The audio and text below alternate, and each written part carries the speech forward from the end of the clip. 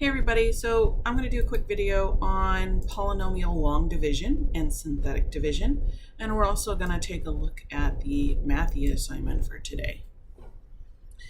So here I have some division of polynomials, and we're going to do both methods to show you the difference. So both of these can be done in both methods. It's important to know that all polynomials can be divided using long division, but not all of them can be divided using synthetic divisions. Okay, so let's go ahead and we're going to go through the long division process for our first example first. So we have 4p cubed plus 6p squared minus 19p minus 1 divided by p plus 3. So just like we do regular long division with numbers, we have to put the p plus 3, what we're dividing by, on the outside. We do a big old thing here, and we're going to put the 4p cubed plus 6p squared minus 19p minus 1. So to start polynomial long division, you want to focus on the first term on the outside and the first term on the inside. And we want to think, what do we need to multiply p by to get 4p cubed? And in this case, I need a 4, and I need 2 more p's, right? P times p squared gives us p cubed. So I need a 4p squared. So I think of this as the p squared digit line, but it's not a big deal if you put it somewhere else, but 4p squared is what we want to put up on the top there. And now we're going to multiply. We have to multiply 4p squared by the entire thing, which is p plus 3. So you kind of have to think of it like distribution. I have to do both of these. 4p squared times p is 4p cubed. All right, and then 4p squared times 3 is 12. So I'm going to put plus 12p squared. So notice everything lines up. You've got the p cubed digit, so to speak. We've got the p squareds. If you are missing a term, like there was no p squareds, you would need to put a placeholder there, like a 0p squared. All right, the next step we have to do is subtract. Now I'm going to subtract both of these. So you could write it like that with parentheses, or you could just think of it like you're distributing a negative. So I'm going to change, it's like I'm going to just throw a negative through both of those. And if they're positive, they're going to become negative. And if they were already negative, they will become positive. Think of it as like distributing a negative. All right, now I'm going to actually combine. These should cancel. That's how it was designed, because we wanted those to be identical. And then we have 6p squared minus 12p squared, which is negative 6p squared. Then we're going to bring down the next term, negative 19p. Okay, and then we kind of repeat this process, but I'm going to look at the first term of what I have left, negative 6p squared, and ask myself, what do I need to multiply times the p from the outside to get negative 6p squared? And I need a negative 6, and I need one more p, because p times p will give me p squared. And then I repeat this process. I'm going to multiply, then subtract, and then go from there. So let's multiply. Negative 6p times p is negative 6p squared. Negative 6p times 3 is negative 18p. Okay, when I subtract here, they're both already negative. So if I'm going to distribute a negative, I'm going to end up with plus signs everywhere because they're already negative. All right, let's see what we have left. These are going to cancel. They always should cancel. That's an important part of this process. And then I have negative 19p plus 18p, which gives me negative 1p. Now I'm going to bring down the next term, which is a minus 1. All right, so at this point, I'm going to repeat the process one more time. I'm looking at the negative 1p and the p, and I'm seeing, okay, p times what is negative 1p? It's just a negative 1. Okay, now I'm going to distribute negative 1 to p plus 3 gives me negative 1p minus 3. Now I'm going to subtract by distributing my negative. Since they're both of these things are negative, they're going to turn into a positive. Okay, these are going to cancel. And negative 1 plus 3 is 2. I've got no more terms. So this is what we call the remainder, which tells me that p plus 3 is not a perfect factor of that polynomial. So how do we write the remainder? We take the, since it's a positive 2, we're going to put plus, and then we're going to put 2 in the numerator, and then p plus 3, what you were dividing by, the divisor, is what that called in the denominator. And this is your answer.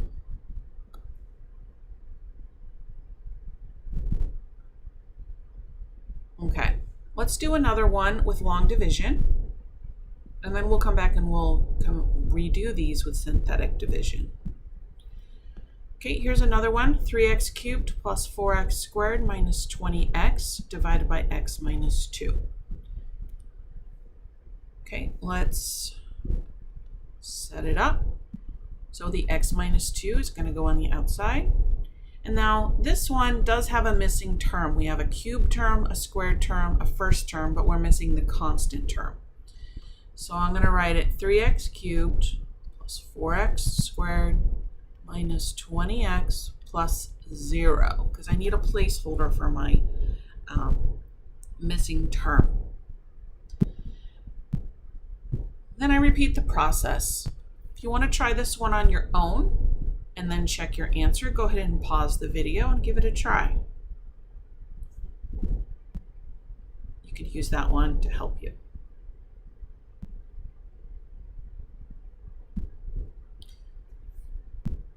When you're ready to unpause, you can see the answer. Here is the first round, so to speak. I went and said x times what gives me 3x cubed? Oh, okay, it's 3x squared. Multiplied x minus 2 times 3x squared. I got 3x cubed minus 6x squared. And you can see in the red, I went through and I changed the signs. The 3x cubes cancel, and I ended up with positive 10x squared minus 20x. Okay, so let's go on to the next one. X into 10x squared is, we need to multiply it times 10x, which gives us 10x squared minus 20x. Whoa, this is interesting. Okay. We're going to go ahead and subtract. And what you may notice is that this one's going to completely cancel. There's nothing left. And so you can bring down the 0. It's like 0x's plus 0. It's pretty much there's nothing left. So we have a remainder of 0, and we're done. That's the answer. So this is actually, when you get a remainder of 0, that tells you that x minus 2 is a factor. So if you were asked to factor this polynomial, actually it wouldn't be too hard to do so. We know that x minus 2 times 3x squared plus 10x. And then you can actually factor this. It's got a GCF of x in it, and you're left with 3x plus 10. So you can break this down into its linear factors. These are called linear factors because if you graph them individually, they turn into a line. Okay, but I'm going to save room for the synthetic division, so I'm going to erase that. All right. Let's do one more long division and then we'll try some synthetic division. Okay, we've got 8x cubed minus 10x plus 7 divided by x plus 1. So let's set it up. And this one is missing an x squared term. We need a placeholder for that, so I'm going to put plus 0x squared. When you put these polynomials into the division, you need to make sure that you have all of its parts. And you want to put the degree of each term in order from highest to descending order, basically descending. So 3, 2, 1, and then 0. And if one's missing, you need a placeholder. Okay, let's just go through this one. X goes into 8x cubed, 8x squared times, so 8x squared times x is 8x cubed, and then times 1 is 8x squared. So see, if I didn't put that 0x squared, I wouldn't have like terms there to combine, so that's really important. I'm going to subtract them. These are going to cancel. So I have 0x squared minus 8x squared, which is a negative 8x squared. And then I'm going to bring down the next one, negative 10x, and repeat the process. Let's see, x times negative 8x will give me negative 8x squared. Multiply. Subtract. So I think of it as distributing a negative. These cancel. And we got negative 2x. Negative 10x plus 8x is negative 2x plus 7. All right. And remember, we're looking at the first term. So negative 2x and x. I just need to multiply it times negative 2. Negative 2 times x plus 1. Looks like that. These, I got to subtract. I forgot the little subtraction signs. Both of them are going to turn to positive. These are going to cancel, and then I have 7 plus 2, which is 9. So there's my remainder of 9. And remember, with our remainder, we put it in the numerator, and we divide it by the dividend, which is x plus 1. Now, all of these problems, your dividend was something like x plus 1, x minus 2. In this case, it was p plus 3. It was of the form like a variable plus or minus a number. If that's the case, you can do synthetic division. Okay? If it's not the case, then you would just do the long division that we just did. So let's take a look at synthetic division for each of these examples. There's different sort of organizational ways to do synthetic division. The way I'm used to is making a long L, but I've also seen like a corner and a line. I like the way that I'm used to, but you could use the other format. So what we need, there's 2 lines of numbers here, and then there's going to be a line of numbers here, and there's going to be a number on the outside here. So you got to know how to set it up.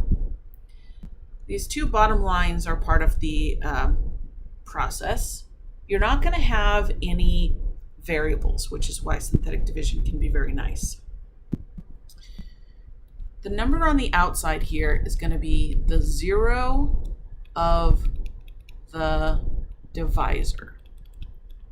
So this is the divisor, p plus 3. When I say 0, it's the number that makes that thing turn into 0. So you could set this equal to 0, but you might be able to do it in your head and realize, oh, it's negative 3. It's the opposite of what you see here. So I'm going to put a negative 3 right there. The numbers on the top row are going to be the coefficients of the dividend.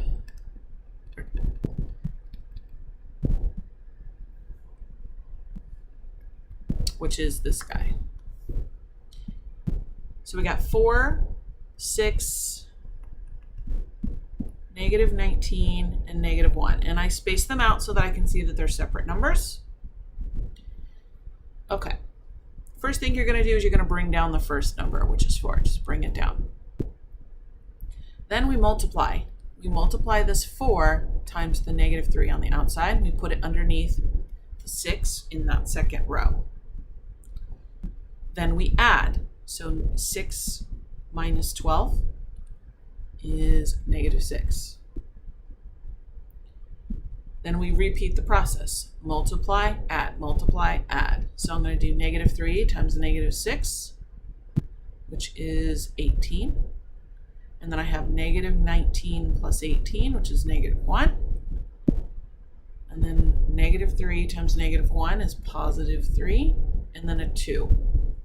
If these numbers seem very familiar, because we did this with the long division, you can kind of see where they come from. There's that 4 is right here. The negative 6 is right here. You can even see the negative 12 in here.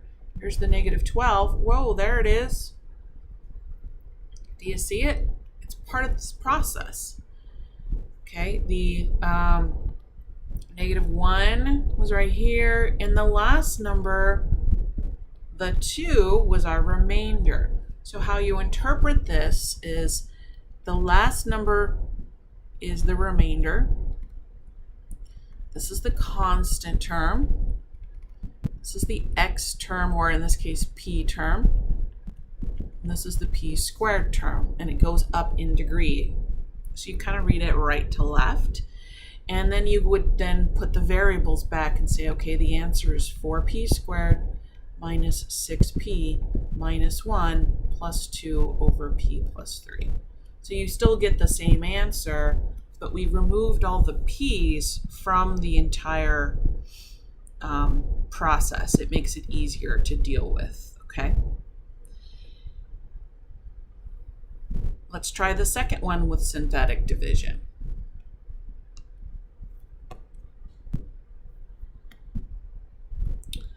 All right, so I'm going to make my shape of an L.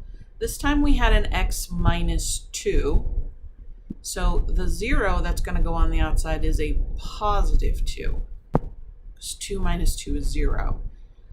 My first row is going to be 3, 4, negative 20, and then the constant term was 0. So we're going to put a placeholder there.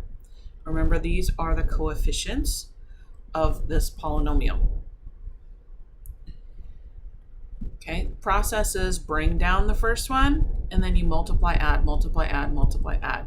So 2 times 3 is 6, 4 plus 6 is 10, 2 times 10 is 20, and then you're going to get a negative 20, and 20 is 0, and then that's 0, and that's 0. So this was the x squared, and this is the x, this is the constant, and this is the remainder. So we don't really need the zeros, so the answer is 3x squared plus 10x. Okay, let's try one more. Clean this up a little bit. Okay. Remember that we had that missing x squared. So to set up things, well, first of all, my x plus 1 tells me this is going to be a negative 1 on the outside. And then my coefficients are 8, 0, negative 10, 7. It's really important that we have that placeholder for this to work. That's 0x squared. Why don't you pause the video and see if you can complete the rest of this one. And then when you're ready, unpause it, and then we can see how you did.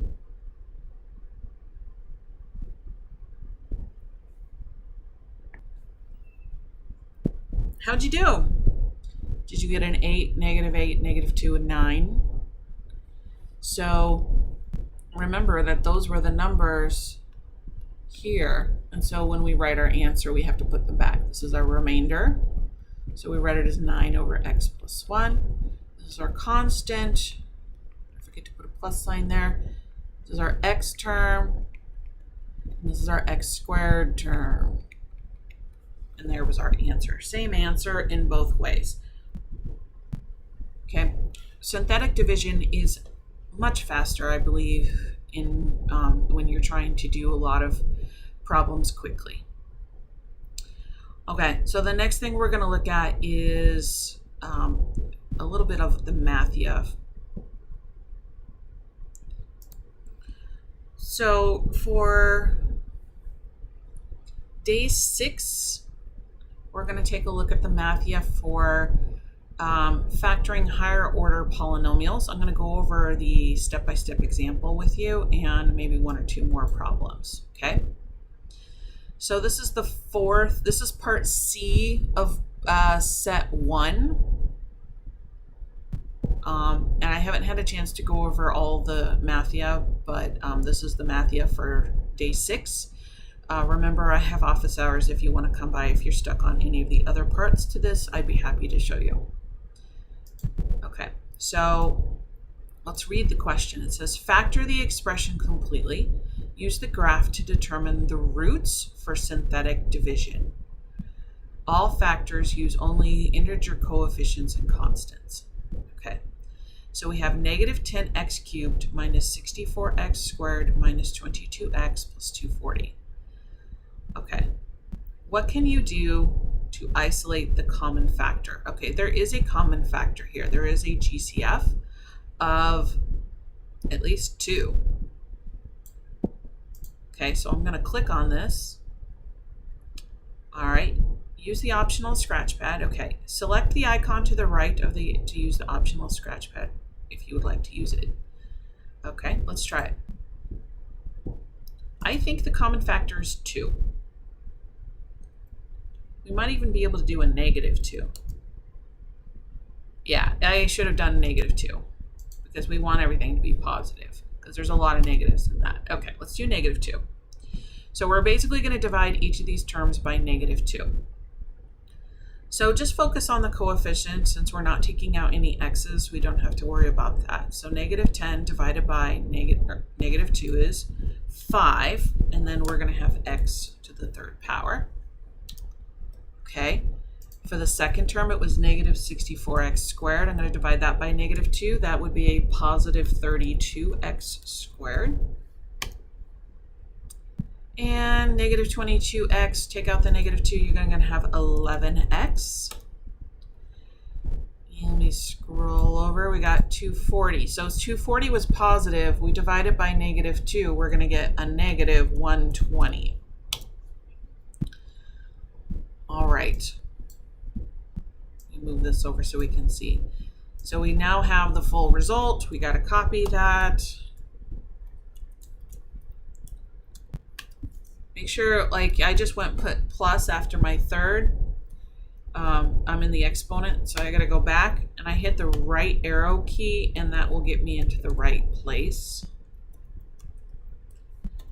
And let's see. So I'm going to hit the right arrow key, plus 11x minus 120. Okay. All right, look at this graph. Does the curve cross the x-axis? Let's take a look. It does, 3 times. Okay.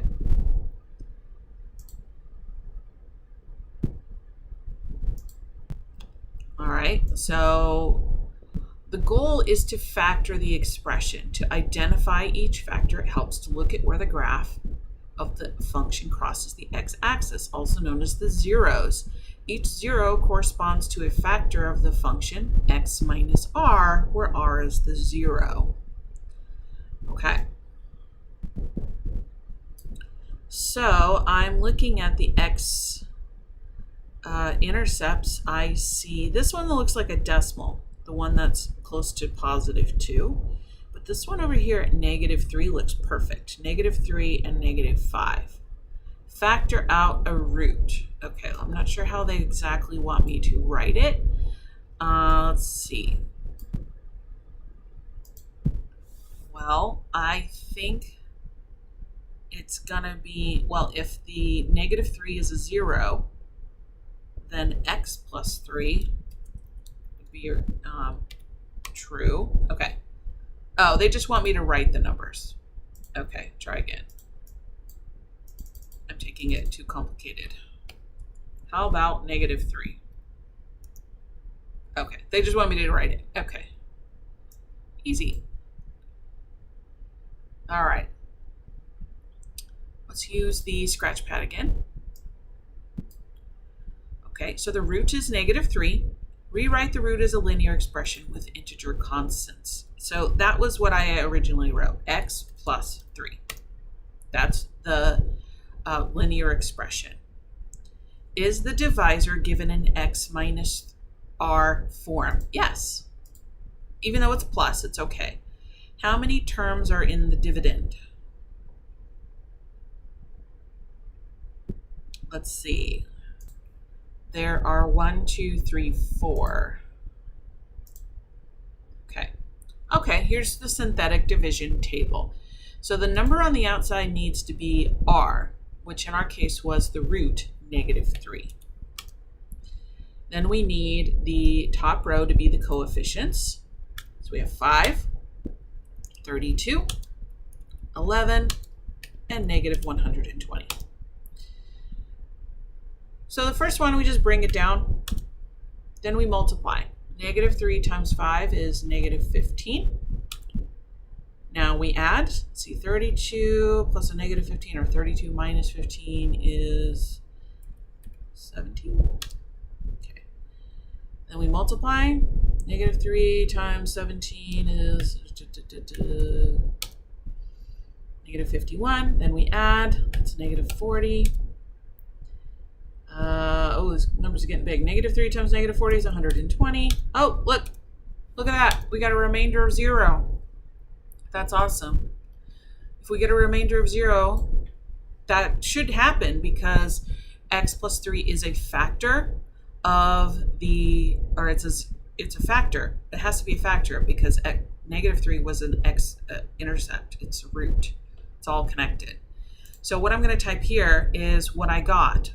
I have a 5, a 17, and a -40. So 5x squared plus 17x minus 40. Look at the, okay, now we're going to keep going.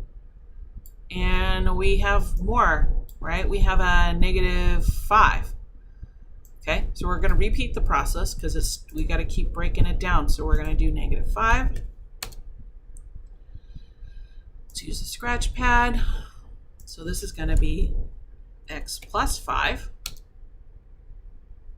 Is it in the correct form? Yep. How many terms are in the dividend? This time we have 3. 5x squared, okay. Now we're going to put my root, -5. Then 5, 17, -40. Repeat the process. There's a 5. Let's see, 5 times -5 is -25. And then -8. And then 40. And then 0. Okay, 0 remainder is good. That's what we wanted. So I have a 5 and a -8. So -8 is the constant, and 5 is the x term. So it's 5x minus 8. And now we factored it completely. And I don't want to go to the problem, but that last x-intercept was what you get when you set 5x minus 8 equal to 0, and you get that last x-intercept. All right. Hopefully that was helpful for you. Just take a quick look at the last set that you have to do, which is solving polynomial functions. The last workspace. Okay, so this one is a concept builder workspace, so it will walk you through all of them. It's not a mastery workspace, so I don't know that we need to go over it. Let's just look at the first page together. So here we have a cubic function, 2 times x plus 5 times x plus 1 times x minus 3. You want to solve for x when f of x is equal to 0. In other words, we set that whole polynomial equation equal to 0. So graphically, where the graph intersects the x-axis, those are what you get when you solve it, which is -5, -1, and 3. And you may notice the -5 comes from x plus 5. It's the 0 of that. -1 comes from x plus 1. and positive 3 comes from x minus 3, and they are the x-intercepts. Okay. Algebraically, when a polynomial equation is set equal to 0 and written in factored form, a times x minus r1 times x minus r2 times x minus r3 equals 0. So this is just replacing some of these things with variables. R1, R2, and R3 are the roots. They are also the x-intercepts of the graph. Okay. So it's important to understand the zeros of the linear factors are x-intercepts. They're also called roots. So they have lots of different names. Okay, so in this one, we have negative x, x plus 2, and x plus 7. So there are 3 things going on here, and these are the x-intercepts. So you can look at the graph. You can see there's 3 of them. The x plus 2 is going to give you the negative 2. The x minus 7 is going to give you a positive 7. And then the weird one here, negative x, is going to give you a 0. Because if you plug in 0 to negative 0, you get 0. So 0, negative 2, and positive 7 are the solutions. Okay, looking at this one, we have x minus 2, so you're going to have 2. X plus 8 is going to give you negative 8. X minus 1.5 is going to give you positive 1.5. So positive 2, negative 8, positive 1.5. And then you just keep going from there, okay? All right. That's it for today's video. Good luck.